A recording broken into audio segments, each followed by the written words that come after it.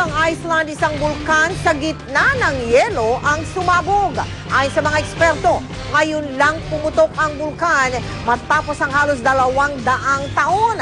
Ang pagsabog ay hindi naman sa mismong summit o tuktok ng bulkan, kundi sa isang bahagi kung saan walang gaanong yelo. Kaya wala raw panganib na bumaha ng husto. Daan-daan ang inilikas, kanselado rin ang maraming flight dahil sa kapal ng ibinugang abo. Handa na po ang boksingerang Pilipina na si Ana the Hurricane Hulaton sa kanyang laban kontra kay Lisa Bad News Brown sa Canada. Mapapanood po ang laban na yan sa darating na araw ng linggo. Alas 3 ng hapon dito sa GMA. Nakatutok si JP Soriano. The Hurricane Hulaton.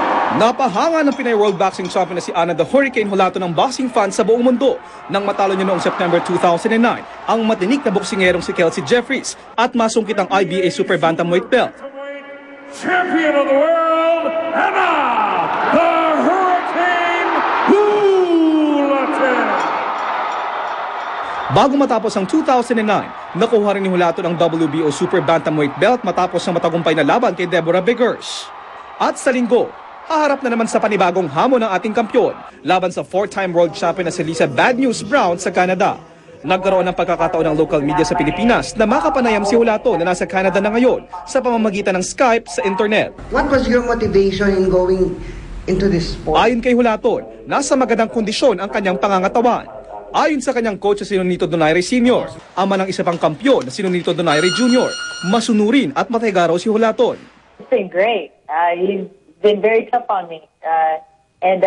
We have a special game plan and, I look forward to it.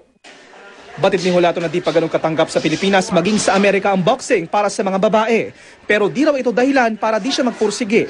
So whenever I go out there in boxing, I will feel like I'm going to be different. I'm Filipina. I want to represent the Filipino community worldwide and show them that male or female, if you're Filipino, you have a lot of heart.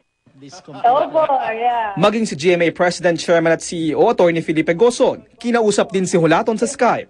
I just want to tell you that we are very proud and we appreciate your choosing our station and for not forgetting that you are a Filipina. On a more serious tone, I want to say that is what the Filipinos all over the world need. People like you who bring honor, championship. Ang mga boxing at sports analyst, kampanting sa huli, si Hulaton na magwawagi kahit siya raw ang itinuturing ng underdog. Meron ding mga konting gulang, no? Itong si that's why she's called Bad News Brown, because she brings a lot of problems, no, to her opponent. Ang aking fearless forecast, of course, is either na magkaroon ng knockout o mag-last ng 12 rounds. Kailangan relentless yung attack niya doon at saka yung big fighting heart. Yan, pag dinala ni Ana yan, wala akong duda that she can win this. Around the world, you will see it again on GMA Pinoy TV. Suportahan po natin ang ating kababayan, si Ana Hulaton. JP Soriano, nakatutok, 24 oras. Chika Minute! Nagbalik na sa hosting ng This Is It si Grace Lee. Kahit kumikirot pa ang kanyang braso matapos maaksidente sa South Korea. Makichika tayo kay Nelson Canlas. Happy si Grace Lee na back to This Is It na siya. May ilang araw din siyang nagpahinga sa Korea habang pinapaampat ang maga sa kanyang braso bago pagdugtungin ang nabaling buto matapos maaksidente sa snowboarding 2 weeks ago. Buti naman, hindi natuloy yung surgery. At least, hindi ako magkakaroon ng malaking scar.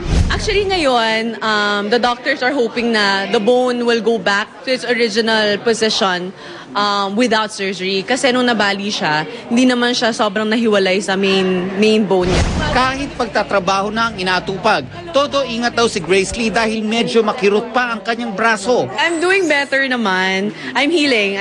So, I'm just taking it easy. Yeah, still painful. Matagal-tagal pa raw ang gamutan, sabi ni Grace Lee. Pero hindi raw ito makaka-apekto sa kanyang radio show, taping sa Q Channel 11 at sa This Is It dito sa GMA. Kasi may pagka-workaholic ako eh. I really wanted to go back to work more than anything. So, kahit nakaganto, masaya ako at mas nakakalimutan ko ngayong sakit eh. Kasi ngayon, hindi na ako nakakoncentrate sa arm ko. Ang concentration ko, work. Nelson Canlas updated sa Showbiz Happenings. Hindi pa tapos ang chikahan, tutok lang po. Abangan! Mga bride-to-be sa Amerika.